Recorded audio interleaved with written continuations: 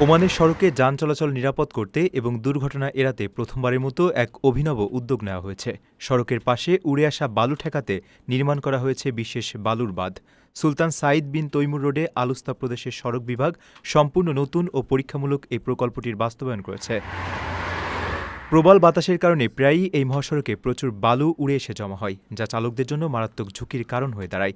নতুন এই বালুর বাঁধ নির্মাণের মূল লক্ষ্যই হল সড়কের উপর বালু উড়ে আসার এই প্রবণতা ঠেকানো।